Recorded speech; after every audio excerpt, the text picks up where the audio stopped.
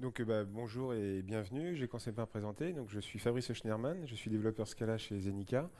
Je donne aussi des formations sur Java et sur Scala. Je fais partie des Broke Bag Lunch aussi sur différents sujets. Je suis un modeste speaker j'ai quelques speakers en actif et je suis co-organisateur de la conférence Scala.io. Moi, c'est Horacio González. Le petit accent que vous pouvez apercevoir si vous vous concentrez vient du fait que je suis espagnol. Et bon, malgré 20 années à la pointe de la Bretagne, l'accent ne veut pas partir. Ça tombe bien, moi non plus. Donc, on arrive à s'arranger. Je suis développeur dans une startup, Citizen Data, où on fait une base de données time series. Et je suis aussi assez impliqué dans la communauté des développeurs, les blogs, les Google Developer Group. Et récemment, l'année dernière, j'ai été promu Google Developer Expert en Web Technologies. Et ça a quelque chose à voir avec ce qu'on va vous raconter aujourd'hui. Parce que ce qu'on va raconter aujourd'hui, c'est l'histoire d'un projet. On s'était dit, on avait pensé faire une présentation plutôt technique, rentrer beaucoup dans les détails de chaque techno. Et on nous a dit qu'on était dans les derniers créneaux de DevOps. On s'est dit, peut-être on va changer notre fusil d'épaule et on va faire une chose différente. On va vous raconter l'histoire d'un projet. Comment ça s'est passé d'une idée discutée entre des avions à un vrai projet utilisé à DevOps France. Un projet duquel on est très très fier. Voilà. Donc, à toi de démarrer, vu que c'est toi qui as démarré cette idée. Effectivement, je vais vous raconter la genèse du projet. Donc, tout a commencé en juin 2016, au retour de Scala Days, à la conférence sur Scala à Berlin. Donc, j'ai voyagé avec Nicolas Martignol. On s'est retrouvé à l'aéroport de Berlin et l'avion avait 3 heures de retard. 3 heures de retard, ça laisse pas mal de temps pour discuter. On a abordé plein de sujets différents qui étaient essentiellement tournés autour de Scala au début, puis finalement on a dérivé. Donc Scala Day, Scala, la gomme, c'est un sujet sur lequel j'investis pas mal de temps et à l'époque j'étais vraiment la tête dedans et j'ai partagé ça avec Nicolas et Nicolas m'a parlé de Devox, de la conférence vue de l'intérieur, ce qui s'y passait et l'écosystème d'applications qu'on pouvait avoir dans Devox et aussi il m'a parlé on a échangé sur un sujet qui était de comment créer du lien entre les gens sur la conférence, donc de faciliter cet échange et de fil en aiguille, on a discuté et ça aboutit à une première spécification. Donc ça, c'est le résultat de 3 heures de discussion juste avant de monter dans l'avion. Donc c'est techniquement, on retrouve exactement les composants et voilà, c'était le résultat d'un brainstorming de 3 heures. Ce qui me fait peur, c'est quand je regarde maintenant, je dis ça s'approche quand même pas mal à le résultat final. C'était une bonne spec, Nicolas. Donc ces 3 heures écoulées, on finit par monter dans l'avion. On n'était pas forcément l'un à côté de l'autre pendant l'avion, donc on a pu se reposer un peu, mais quand même le voyage a été assez éprouvant. Et en arrivant à Paris, on était assez fatigués. On a eu un échange en disant que Nicolas m'a dit bah, j'en parlerai comment dire, à la Devox Family un peu plus tard, et puis je te tiens au courant. Et moi, ok, d'accord. Et on s'est quitté comme ça. Il était à peu près minuit, il n'y avait plus de train, on avait d'autres préoccupations en tête à ce moment-là. Ensuite, en septembre 2016, donc l'été est passé, ça a été plutôt calme, les vacances, cool. Et la Devox Family arrive, Nicolas parle de ce projet lors de cette grande messe, et il y a un engouement par rapport à ce projet. Nicolas revient vers moi en me disant, c'était un psug, un mardi soir, revient vers moi en me disant, bah, c'est go, on y va, ça y est, il y a le projet a plu et on peut démarrer le projet. Donc voilà.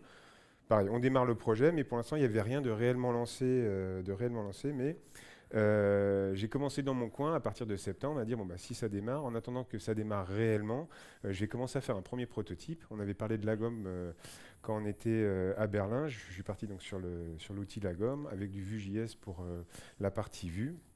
Et j'ai commencé pardon, à coder un prototype du projet. Donc il n'y avait pas de spec pour le moment à cet instant-là, il n'y avait pas encore de spec, c'était des idées que j'avais en tête, il y a une spec qui est arrivée après, mais le prototype était en cours de développement.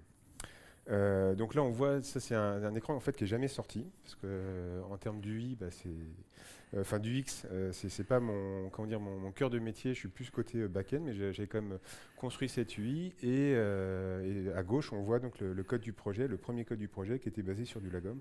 Alors pour ceux qui reconnaissent, on va retrouver les composants, mais c'était la première mouture du projet. Voilà, arrive décembre 2016. Donc, pareil, donc les mois s'écoulent. Je continue à coder dans mon coin pour me préparer au moment où le projet allait réellement se lancer. Et au mois de décembre, mi-décembre 2016, il y a Nicolas qui revient vers moi et il y a un déjeuner qui est organisé donc, avec l'équipe d'Evox FR, donc Nicolas, Antonio et Zouer. Ce jour-là, Nicolas, tu avais eu un empêchement et tu n'avais pas pu être là. Donc, on a échangé avec Nicolas et Zouer. Et sur voilà, les questions, quelle techno on allait utiliser. Donc j'ai dit parler de la gomme, etc. Et il m'annonce à ce moment-là. Donc au départ, l'idée c'était que je sois tout seul sur le projet à développer. Et ils me disent, voilà, on a quelqu'un qui sera intéressé pour rejoindre le projet, qui se concentrerait plus sur la partie UI, ce que je peux comprendre finalement, parce que quand on voit l'écran tout à l'heure, c'était peut-être pas très user-friendly. Donc j'avais aucun problème avec ça. Et donc voilà, le déjeuner se passe, on échange, on est de plus en plus motivé par le projet et on avance comme ça. Et maintenant, je vais vous raconter l'autre côté de l'histoire, parce que dans toute histoire, il y a plusieurs côtés. L'autre côté de l'histoire, pour moi, commence près de San Francisco en mai dernier, lors de la Google I.O. Moi, ça faisait un moment que j'étais intéressé par les progressives web apps, mais à l'époque, c'était compliqué à faire. Tu avais une application normale et il fallait faire plein de manipulations manuelles pour la rendre progressive. C'était quelque chose qu'on faisait a posteriori désagréable. Et lors de la Google I.O., ils ont présenté une boîte outils pour Polymer qui permettait de mettre les progressives web apps au cœur de n'importe quelle application basée sur Polymer. Étant donné que le web component est mon sujet de prédilection depuis des années, pour moi c'était idéal. J'allais pouvoir enfin faire des progressives web apps et les faire bien, de faire dès le début du projet. Donc, cet été-là, j'ai profité pour prendre plusieurs applications de ma boîte que j'avais développées avec des web components et les rendre progressifs. Je m'attendais à galérer un petit peu et j'étais assez étonné. Une semaine, je prenais l'appli, je la mettais dans les nouveaux formats, j'ajoutais ce qu'il fallait à l'outil les lignes de commande. Boum, il y avait une progressive web app qui marchait hors ligne, qui était rapide, qui s'adaptait à tout terminal. J'étais complètement ravi. C'est pour ça que quand l'été est passé, je me suis dit, bon, j'ai besoin d'un projet et j'ai envie de m'amuser. Et là, j'ai eu une petite discussion avec Stéphane, parce que j'avais eu un talk accepté à Devoxx Belgique sur les progressives web apps. Il me dit, ouais, ça serait bien que les talks portent sur des sujets Devoxx. Et on s'est dit ensemble que je pouvais essayer de répliquer l'application Android ou iPhone de Devoxx en mode progressive web app. L'idée était géniale. Mais bon, en attendant, la vie, il y avait plein d'autres occupations, donc ça décalait. Jusqu'à la semaine avant Devoxx, je me suis dit, bon, je crois que cette semaine, je ne dors pas. Le sommeil, c'est optionnel.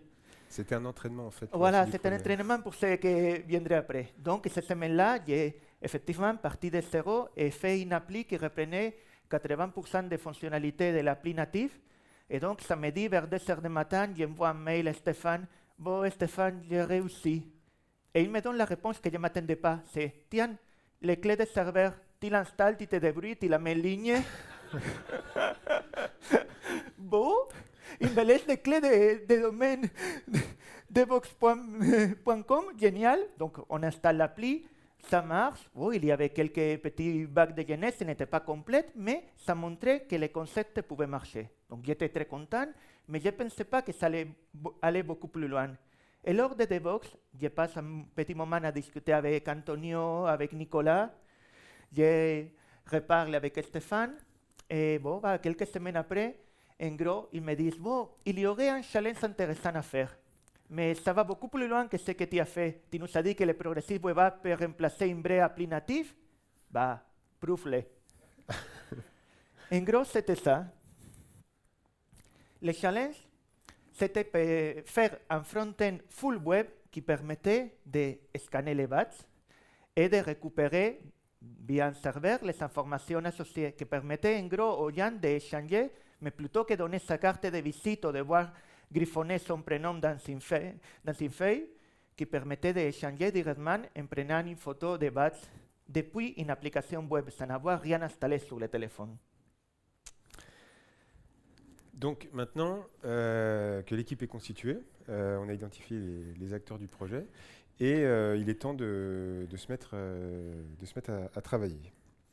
Donc, pour réaliser cette application, il y avait des prérequis. Le premier prérequis technique, c'était d'avoir une seule application pour justement pas se disperser à faire une application par type de device, OS, etc. C'était vraiment d'avoir une seule application. En gros, on était 2 personnes, on n'avait pas beaucoup de temps, il n'y Ouais. avait pas de Oui, ressources à oui. faire, donc il fallait développer une chose qui marche bien. Voilà. Ensuite, il fallait que cette application, naturellement, puisse fonctionner sur tout type de device. À partir du moment où cette application, ce device a une caméra, il doit être capable de faire tourner l'application. Donc ça, c'était le deuxième prérequis et le deuxième challenge à respecter. Et enfin, un des gros points noirs, qui pouvait y avoir dans une conférence, c'est la problématique du Wi-Fi, où on sait que on peut rencontrer des problèmes de connexion. Et comme le disait Horacio tout à l'heure, quand l'application qu'on allait développer allait récupérer un identifiant et allait récupérer des données côté serveur, et sans Wi-Fi ou sans connexion réseau, c'était compliqué. Donc le troisième prérequis, c'est de pouvoir travailler de manière offline, donc sans Wi-Fi. Bien entendu, cette année, Devox Voilà. France a voulu nous montrer que non, que cette slide n'a pas de raison d'être parce que le Wi-Fi a fonctionné à la perfection. Mais bon, on est prêt pour les cas où le Wi-Fi ne fonctionnerait pas. Ouais, mais ça, on l'a su après. Voilà. Sinon, on l'a su après. Ensuite, les utilisateurs de l'application, ça allait être donc les attendees pour pouvoir se scanner les uns avec les autres, et aussi les sponsors pour pouvoir scanner, se connecter avec les attendees. Et donc les sponsors avaient besoin d'informations, de stats, de chiffres. Donc c'était aussi un des points essentiels de l'application, pouvoir fournir des informations sur ce qui s'était passé pendant la Ah oui, conférence. et pas seulement nos sponsors, la team Devox, C'est il ça. avait besoin de savoir comment ça s'était passé. Est-ce qu'il y avait plus de scans dans la pause midi ou dans les petits pauses de matin? Est-ce que les gens allaient vraiment l'utiliser? Est-ce que ça allait être utilisé plus par certains sponsors que par d'autres? On avait besoin de pouvoir dire comment c'était passé, mais pas au doigt mouillé, Voilà. avec des métriques. Parce Donc que c'était important d'avoir ces courses-là. Voilà, parce que d'un point de vue organisationnel sur le futur, c'était aussi de pouvoir après mieux organiser la conférence et gérer mieux les flux, etc. Il y avait aussi cette ambition. Et donc, on s'est dit, bon, il va falloir choisir les bons outils pour remplir les challenges dans les temps que nous étaient impartis. Côté front, bien entendu, il fallait pouvoir faire ça depuis une application web. Donc, pour moi, la solution qui permettait de faire ça, c'était faire une progressive web app. Et quitte à la faire, et quitte à que ça soit moi qui la développe, autant la faire sur Polymer, vu que le toolbox nous donnait directement tout ce qui nous permettait déjà de créer une application complète à base de widgets et que cette application-là, dès la première minute, soit une application progressive qui marche hors ligne, qui a accès aux dernières API des téléphones, etc. Donc, de ce côté-là, on reviendra plus tard si on a un peu plus de temps, mais le choix de cette partie-là, ce n'était pas la partie la plus compliquée. La partie back-end, finalement, on est parti sur du Play. Pourquoi? Parce que donc initialement on voulait partir sur du Lagom. On est parti sur du Play parce que Lagom, c'est un framework qui est relativement jeune, qui a un peu plus d'1 an maintenant. Et en termes de déploiement, donc la cible sur la partie déploiement, c'était Clever Cloud, parce que tout l'écosystème Devox est déjà déployé sur Clever Cloud, donc c'était de s'inscrire dans cet écosystème. Clever Cloud, qui veut faire du Lagom, n'avait pas encore pu éprouver Lagom, n'avait pas encore l'infrastructure nécessaire pour le faire. On aurait pu se dire, allez, on y va quand même, on essaye, mais étant donné la deadline qu'on avait, qui était à peu près de 3 mois, on avait un peu peur d'essuyer les plâtres du démarrage et de passer beaucoup de temps à essayer de déployer. Et donc, on est resté pragmatique. Et finalement, donc, en ayant développé la partie back-end, j'ai préféré repartir sur quelque chose de plus, de mieux connu, de mieux maîtrisé, Play, donc notamment pour cette partie-là, parce que Clever sait très bien travailler avec Play, et aussi pour le côté productif et très facile à mettre en œuvre pour développer une API, puisque initialement l'idée c'était de pouvoir juste déployer une API qui serait accédée par l'application web. Et donc voilà, donc c'est la raison pour laquelle finalement on est revenu en arrière, on est resté pragmatique en gardant les deadlines en tête, et on est donc parti sur du Play et du PostgreSQL, puisque c'est une base qui fonctionne bien, Et pour toute la partie analyse, Ensuite, on s'était dit, on va avoir plein de monde qui va se scanner, il va y avoir des scans qui se passent bien, il va y avoir des erreurs, il va y avoir toute une série d'événements. À la base, ce qu'il nous fallait, c'était pouvoir, pour ces pistes d'audit, pour cette analyse d'événements, pouvoir traiter et analyser avec les degrés de granularité qu'on veut ces événements-là. Donc, pour moi, c'était une base time series qu'il nous fallait, une base time series avec des analytics. Donc là, j'ai un biais certainement, mais ce qui me permettait de faire ça d'un coup de baguette, c'était Word10.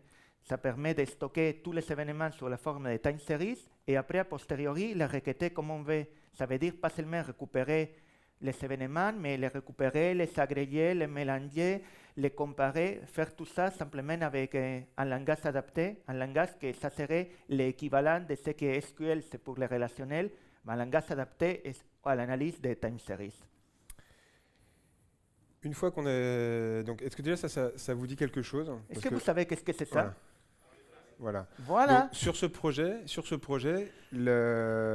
enfin, juste pour faire déjà un point sur tout ce qu'on a dit, sur ce projet, la partie technique, sur la partie back-end, il y avait techniquement rien de très compliqué à faire. Finalement, c'était exposer une API, c'était pas d'une complexité folle. La complexité se portait plus sur la partie front-end avec la notion de scan, d'être capable de s'interfacer avec plusieurs devices. Et donc, il y avait cette partie-là. Et ce qui pouvait être une problématique aussi, c'est la partie organisationnelle. Donc, comment on allait s'organiser. Donc, ce qu'on voit ici, donc le Paris-Brest, effectivement, c'est un des symboles de comment le projet allait démarrer et dans quelles conditions. Donc Paris-Brest, c'est qu'en fait, Horatio vit en fait à Brest, et donc moi je vis à Paris. Donc il y avait cette notion de remote où il fallait apprendre. Alors une chose qu'on n'a pas précisée, c'est qu'avant le projet, on ne se connaissait pas. Non, on s'est rencontrés par visioconférence lors d'une des premières réunions de projet. C'est ça. On ne se connaissait pas du tout, donc voilà. Donc l'aspect organisationnel et humain était aussi très important dans ce projet, d'être capable de travailler ensemble alors qu'on se connaissait ni d'Avis Adam, avec toujours la deadline de 3 mois dont on parlait tout à l'heure. Donc voilà, donc ça c'est un des premiers aspects. Oui, mais c'était même pas un des aspects principaux, parce qu'il y avait aussi qu'à côté de ça, on avait chacun notre travail, un travail prenant qui prenait déjà pas mal d'heures. Oui. Mais bon, si c'était ça, ça aurait été même facile. C'est encore gérable. Il y a la vie à côté, donc effectivement, Horatio, 4 enfants, une femme, donc la vie de tous les jours aussi à continuer à assurer, parce qu'effectivement, il y a la famille. Moi, de mon côté, pareil, une femme et 4 enfants. Tu avais dit 4? 4, oui, 4. Parce que si je ne me trompe Au moment où on a démarré le projet, parce qu'en en cours de projet, le 25 décembre à midi, une petite sœur est arrivée. Mais à ma décharge, j'avais prévenu Antonio qu'effectivement, cet événement allait arriver, et donc, mais que j'assumais complètement. Donc voilà. Et donc, le projet, mis à part ce petit aspect organisationnel, avait une deadline endure. La deadline, c'est là où on est. Il fallait que ça soit prêt pour Devoxx France. Donc, Nicolas, mais vous pensez que vous allez être prêt pour Devoxx France? Ouais, franchement, pas de souci. On était large. Ouais, on a le temps. On est vraiment large. Bon, pourquoi on a dit ça? Parce qu'effectivement, le projet ayant démarré, Devoxx US, qui allait se démarrer au mois de mars, a entendu parler du projet de la Devoxx Family et s'est dit « Ah, le projet démarre, mais ça peut nous intéresser parce qu'effectivement on démarre, on peut proposer ça lors de la conférence. Est-ce que vous vous sentez capable donc on a fait un call, est-ce que vous vous sentez capable de réduire un peu le temps de développement, Et là, donc, nous, on s'est regardé voilà, virtuellement. Voilà, on a réfléchi à peu près une demi-seconde et on s'est dit ouais, tranquille, on est encore là. Ça passe. On est zen. Donc là, on avait quand même pris un certain engagement parce qu'effectivement, une fois qu'on l'avait dit, Paul White, donc qu'on voit en photo ici, avait signé, disant c'est bon. Il avait communiqué à ses sponsors qu'il avait une appli pour permettre aux sponsors de scanner les utilisateurs. Donc, c'était dit. Voilà, il était en double appel en fait, il y a une auto-validation. Et donc là, bon, la deadline se resserrait, mais on était encore serein, il n'y avait pas de problème, pas de problème. Et puis là, Paul dit, est-ce qu'on ne pourrait pas rajouter une UI d'admin qui nous permettrait justement de voir comment ça se passe pour la conférence, voir combien de leads sont faits, est-ce que les gens l'utilisent bien, etc., etc. Et avec des graphiques et des stats et toutes ces choses-là, Exactement, à la voir, quoi. genre tranquille, quoi. Et là, bah oui, Ouais, pourquoi pas, ouais, Vue.js, PWA, on y va, pas de problème. Effectivement, on est des développeurs passionnés, il n'y a aucun problème. Donc, on signait de notre sang qu'on allait livrer dans un premier temps le 1er février, donc ça réduisait quand même pas mal, parce que aux États-Unis, ils voulaient tester longtemps avant pour être sûr que tout soit bien en place, etc.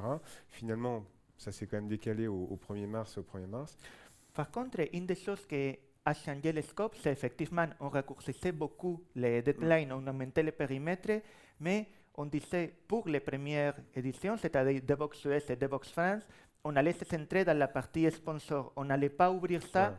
comme c'était initialement prévu, à vous, à tous les attendus, pour pouvoir se scanner aussi à nosotros. On tente de se donner un petit peu d'air, se centrer dans la partie qui était nécessaire, Plus et maîtrisé. pouvoir tester comment ça tenait la chasse, comment ça se comportait avant de dire bon bah 3600 personnes, vous pouvez vous mettre à scanner. Yeah. C'est parti. Et donc maintenant, bah, on avait dit oui, on avait fait les fiers, et donc il a fallu travailler, trouver du temps, s'organiser, communiquer. Trouver du temps, surtout la nuit. Moi, j'ai pas osé. Fabrice, il a tenu un tracker pour voir son temps de sommeil ces derniers mois. Je crois que la Exactement. moyenne, c'est autour de 4 heures, 4 non? heures par nuit, 4 heures par nuit, avec une petite pointe lors du déploiement aux US. Mais finalement, quand on pense qu'on n'a pas assez de temps avec tout ce qu'on a déjà dans notre vie, notre travail, notre famille, etc., on peut encore trouver des créneaux. Il y a un graphique qu'on n'a pas mis, mais finalement, j'ai trouvé du temps. Il y a 30 minutes le matin de train, 30 minutes le soir. Il y a la pause déjeuner. Et effectivement, il y a après 22 heures la nuit. Et ça marche très bien. La preuve, on a été jusqu'au bout. Et cet aspect-là, en fait, était très important.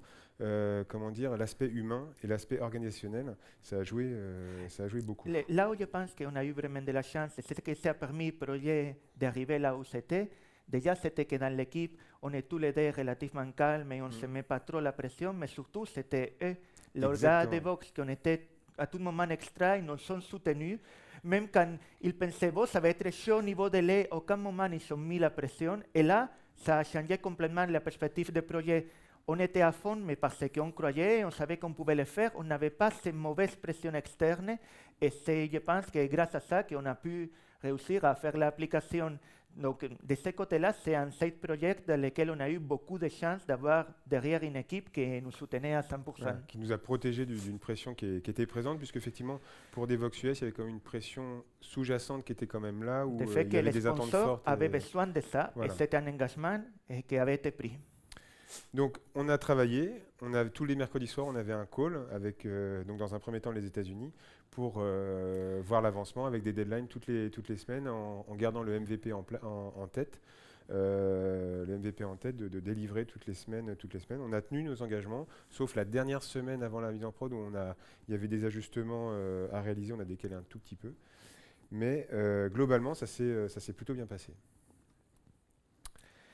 Et donc maintenant, on va déjà, pour situer les choses, on va voir un peu en perspective l'architecture sur laquelle on a travaillé, parce qu'il fallait qu'on s'inscrive dans le système d'information de Vox, un système d'information qui a grandi à fur et à mesure des années et qui est moins simple que ce qu'on pouvait imaginer à première vue. Derrière l'organisation d'une conf comme Vox, il y a tout un outillage dans lequel il fallait se connecter. Je te laisse l'expliquer. Tout à fait. Donc le premier élément, c'est la registration, pardon, qui va en fait enregistrer toutes les inscriptions et qui va servir de base à l'ensemble des applications derrière pour pouvoir, identifier les personnes qui seront dans les conférences. Ah oui, alors par contre. Donc la registrie qui se trouve ici. On a MyDevoxx, donc c'est l'application en fait qui permet de d'avoir les informations sur les utilisateurs, qui va donner aux applications la possibilité de saisir, de créer les programmes Devoxx, et qui, dans l'architecture de notre application sociale, d'être référentiel d'authentification. C'est elle qui va fournir les tokens pour justement permettre les échanges sécurisés entre les différentes parties qui composent l'architecture de l'application. C'est donc notre fournisseur d'identité, et il faut dire qu'en début de projet, c'était vraiment tout petit. C'est Nicolas qui, lui aussi, il a passé ses nuits à faire ça pour permettre à MyDevoxx d'être plus qu'une coquille, d'être vraiment le fournisseur d'authentification et d'identité pour toute une série d'applis front et d'API qui se connectent et qui n'ont pas à redévelopper ces briques-là. Et même en organisant Devoxx France, il a été disponible pour, on a besoin d'un service au dernier moment, je le rajoute, je t'envoie un token. Enfin, ça a été, même dans cette situation-là, tous les parties prenantes du projet, ça a vraiment été une bonne ambiance de travail. Donc, sur l'application, on a donc ici la partie front de MyDevoxx. Donc, ce qu'on voit en fait... L'appli Android et iPhone actuel qui a été refait par rapport à l'année dernière, qui s'appuie aussi sur l'identité, mais qui s'appuie sur les CFP pour récupérer toutes les informations liées au programme et pour permettre aux gens de composer son agenda, de faire les bots et tout les nécessaire pour les attendus de la conférence. Voilà, le lead scan, donc la partie front du lead scan. Donc lead scan, c'est l'application sociale qu'on a développée, qui est donc développée en Progressive Web App. La partie back-end, donc qui est développée en Play, sur laquelle moi j'ai travaillé. Et la partie Warp 10 sur laquelle on va déverser les informations pour avoir toutes les statistiques. Et donc entre ces trois parties ici, il fallait que ces trois parties puissent communiquer, notamment pour que quand on arrive sur l'application, on puisse aller, que l'utilisateur puisse s'authentifier, donc en récupérant un jeton sur MyDevoxx, et que lorsqu'il va communiquer, la partie front va communiquer avec la partie back, elle puisse garantir que la personne qui essaye d'accéder aux données du back a bien été authentifiée sur MyDevoxx. Donc il y avait tout un jeu de jetons entre les parties pour justement s'assurer de de jetons JWT, s'assurer de l'identité de la personne qui était en train d'utiliser l'application. Et aussi la partie admin du lead scan, qui elle avait besoin de s'authentifier pour tous les administrateurs, pareil sur le référentiel d'identité.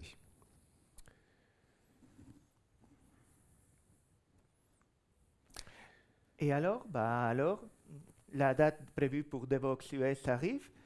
Et qu'est-ce qui s'est passé? Ça a marché, ça n'a pas marché. Bon, le suspense il est insoutenable. Donc, ce jour-là, moi, j'ai pris l'avion, je suis allé sur place. Pendant que Fabrice a décidé de ne pas dormir pendant 3 jours de plus, et il restait pour faire le support depuis Paris. Donc l'équipe était encore un peu plus distribuée qu'avant.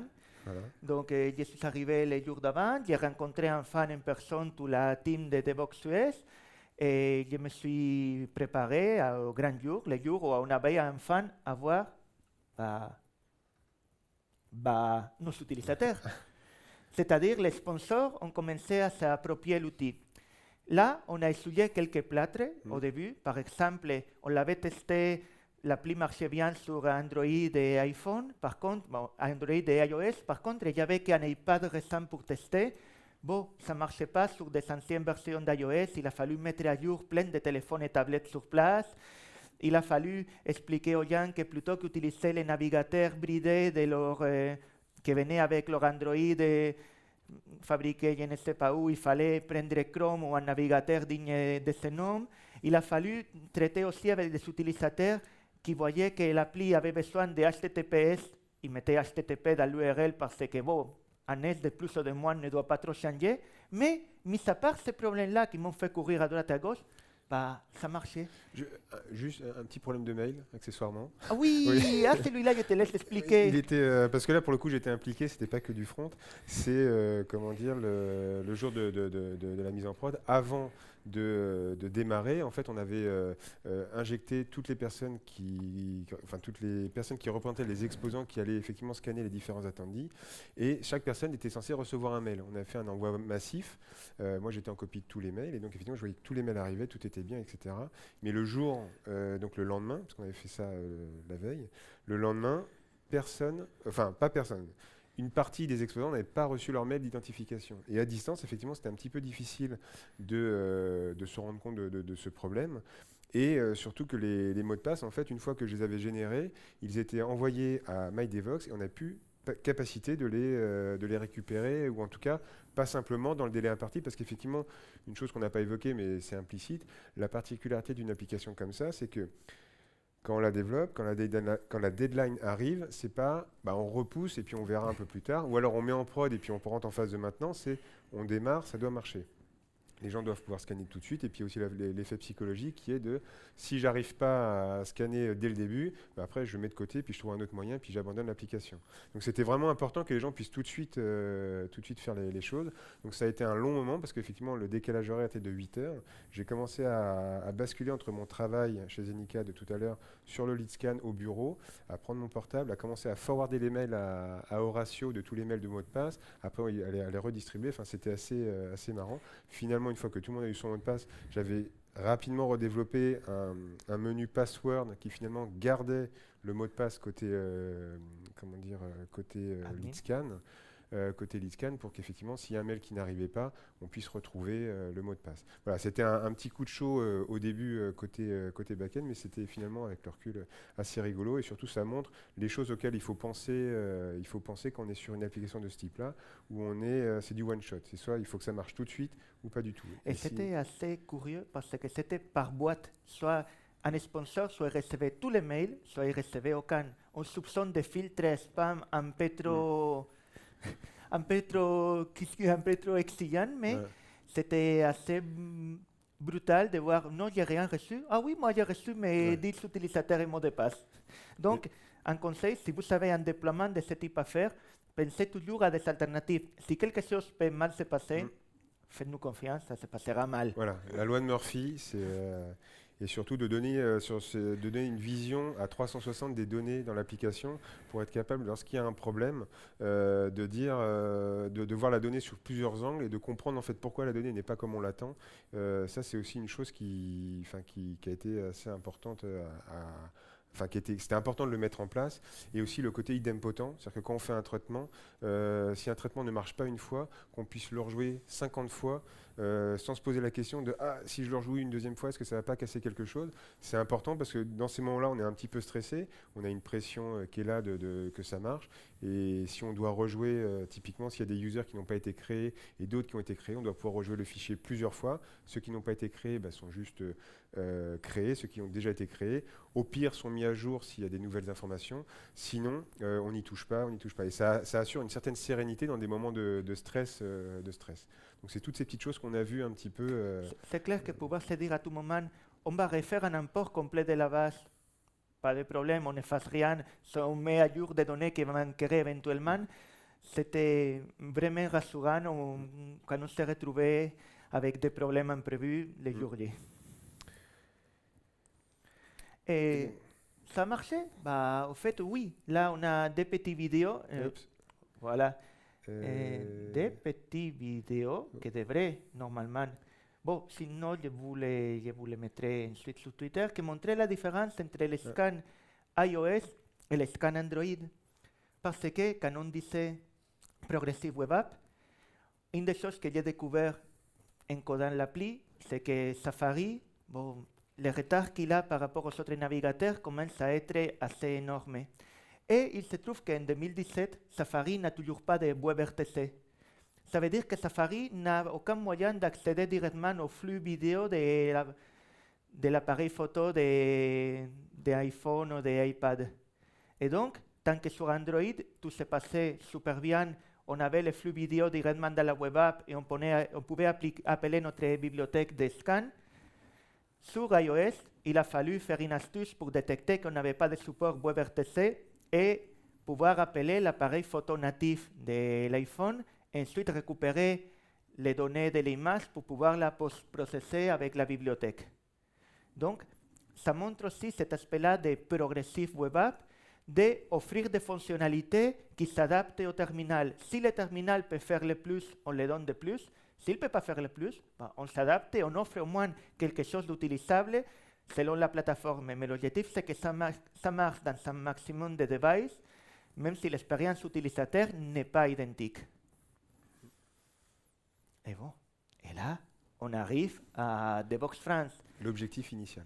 Notre objectif initial, ça allait être beaucoup plus grand, les choses allaient être beaucoup plus vite et on allait beaucoup plus de sponsors en face. Donc il fallait que les petits accros qu'il avait eu au début, ça se passe bien dès le début.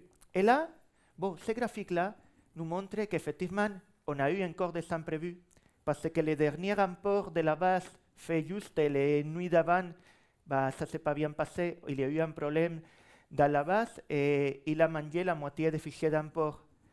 Et il s'est retrouvé que le jour J, le mercredi, il nous manquait quelques 1000 personnes dans la base. Donc les sponsors commençaient à avoir des messages d'utilisateurs inconnus.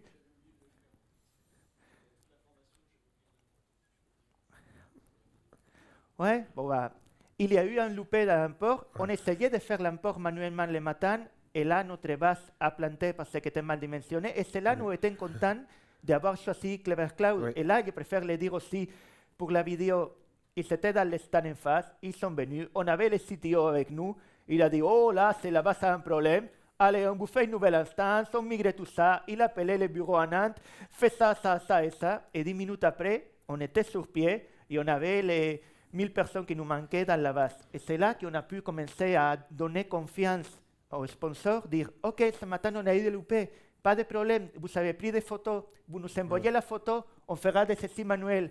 Mais à partir de maintenant, vous pouvez utiliser l'appli. Et là, on a vu que c'est là on approprié. Là, c'est le stat. Le gros pic que vous voyez, c'est effectivement quand ils nous ont envoyé la photo de la matinée, que nous les avons mis tout d'un coup. Mais mis à part ce pic-là, vous voyez que l'utilisation se corrèle très très bien avec les différents postes. La pause midi, les petits postes de matin, les postes de l'après-midi, la soirée meet and greet. Et à droite, dommage, ça ne se voit pas très bien, mais il y a des barres pour tous les sponsors, y compris certains qui ont arrivé au Wizan Scan, d'autres qui ont fait un peu moins, selon certains n'ont pas voulu jouer le jeu de scan. Oui. C'est moi qui n'arrive pas à le voir d'ici, merci. Mais en gros, ça a été assez bien utilisé. On est arrivé, non. Il y a des heures, on était déjà à plus de 5500 scans uniques. C'est-à-dire qu'on éliminait les doublons si un sponsor scannait plusieurs fois la même personne. Plus de 5500 scans uniques. On doit approcher les 6000 au moment où on vous parle. Oui. Et nous, de notre côté, on était assez fiers et assez contents. Et c'était surtout quand Nicolas, Stéphane, Antonio nous ont donné leur feedback et on était très fiers parce qu'eux aussi ils trouvaient que ça avait relativement bien marché. Ouais.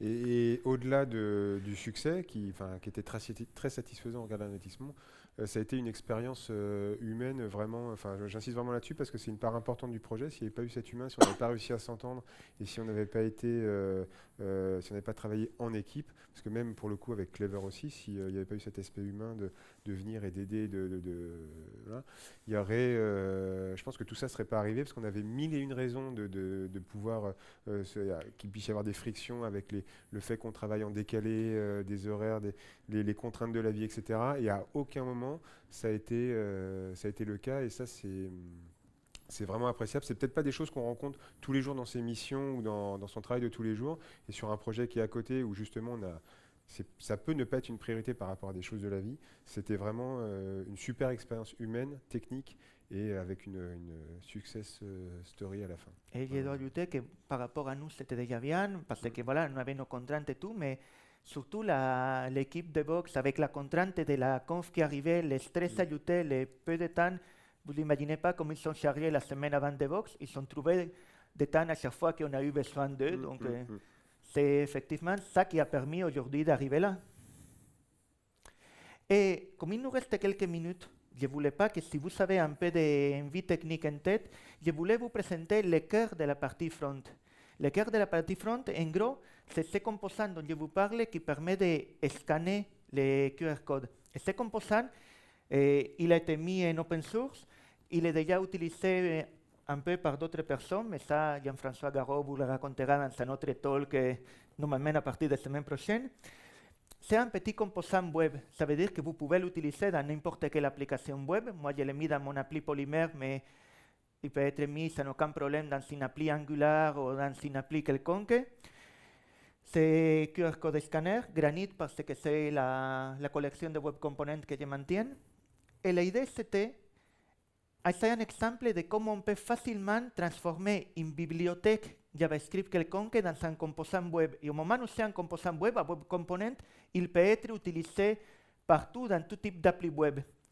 Donc, j'avais choisi une bibliothèque assez simple, JS QR Code, qui permet de faire des scans de QR Code. C'est une bibliothèque assez ancienne, de 2011. C'est une bibliothèque qui aujourd'hui n'est pas considérée au standard, mais il est quand même bien codé. Même si il s'amuse à faire des manipulations de l'arbre d'homme. On verra qu'après, j'ai dû faire des trucs par rapport à ça. Donc, en gros, je ne vais pas vous refaire ça. J'ai un talk quelque part de parler de comment on crée une bibliothèque, mais l'idée, c'est simplement, si vous avez une bibliothèque quelconque et la transformez en web component, c'est une question d'aller pas à pas. Tu choisis bien ta bibliothèque, une bibliothèque simple, bien codée. Ensuite, tu la mets comme dépendance dans ton élément. Une fois qu'il est là, il va falloir l'envelopper dans une couche web component, c'est-à-dire les donner une interface de point de vue de DOM et faire le mapping des attributs de l'arbre DOM avec les points d'entrée de la bibliothèque et des sorties de la bibliothèque vers des éléments qui seront émis par les composants. Comme je vous disais, j'ai que 3 minutes, je ne vais pas rentrer dans les détails. Mais qu'est-ce qui s'est passé? Voilà, j'ai eu quelques surprises. La première, Safari ne supporte pas les WebRTC. La deuxième, les manipulations de l'arbre DOM ne marchaient pas bien quand on les mettait dans les shadow DOM de certaines applications basées sur des composants. Donc il a fallu patcher un petit peu. Et il a fallu surtout, et la principale leçon, il a fallu tester et s'adapter, faire que les composants lui-même fassent l'adaptation pour le terminal. Je ne pouvais pas faire un composant qui marche que sur Android ou que sur Android et un laptop. Si je voulais que les composants servent à mon projet, mais aussi qu'ils soient un vrai web component utilisable en open source, il faut que cette idée-là de progressif soit au cœur des composants. Donc c'est à l'intérieur des composants que je détecte s'il y a un WebRTC, s'il y a, j'affiche l'interface qui demande les flux vidéo de l'appareil. S'il n'y a pas de WebRTC, j'affiche un bouton que quand on clique sur le bouton, il va appeler un lecteur d'images, c'est-à-dire un lecteur de fichiers sur un fichier type image que sur iPhone et iPad va proposer d'utiliser l'appareil photonatif comme source de l'image. Et donc, le composant, il reste complètement autonome. Et comme lui, il y a plein d'autres composants dans l'application qui ont été adaptés pour garantir qu'il offre une fonctionnalité équivalente, mais pas identique, selon le type de terminal dans lequel on est. Et donc, non, je pense je pense qu'on nous laisse 2 minutes pour déjà faire une première conclusion pour nous. Et on a trouvé le projet vraiment intéressant. On a trouvé passionnant de travailler sur un sujet qui, par beaucoup de côtés, surtout les côtés front, était relativement nouveau, mais surtout travailler par un projet qui allait être utilisé de jour au lendemain par beaucoup de monde avec des enjeux derrière et sans possibilité de se louper. Et faire ça, travailler en équipe, de mon côté avec quelqu'un comme Fabrice qui s'adaptait parfaitement bien aux différents problèmes qu'on avait sur lesquels on pouvait compter, c'était un vrai plaisir. Et voir l'appli utilisée par tous ces utilisateurs, et même si certains trouvaient ça pas super bien, l'autre trouvait génial, c'était une expérience que franchement j'ai trouvé fantastique. Je ne dirais pas mieux sur tout ce que tu viens de dire. Effectivement, je te retourne ce que tu as dit. À la fin, c'est prévu à la fin. Non, on va vous le faire à vous, parce que c'est grâce à vous qu'on a fait ce projet. Donc, t'inquiète pas, tu auras de ton bisou. Juste, ce projet aussi nous a permis de découvrir quelque chose de fabuleux. Il va nous permettre de faire plein de choses géniales. C'est que maintenant, on a du temps, vu que le projet est terminé. On va pouvoir faire d'autres activités comme du sport, lire, etc. Puisque maintenant, on n'avait pas assez de temps avant. Maintenant, on en a assez. Et tout le temps qu'on aura pu consacrer à ce projet sera de nouvelles choses à découvrir. Et maintenant, c'est le moment où on vous dit, posez-nous quelques questions. Ouais. Vous avez envie de savoir d'autres choses? Faites-nous quelques retours. Personne?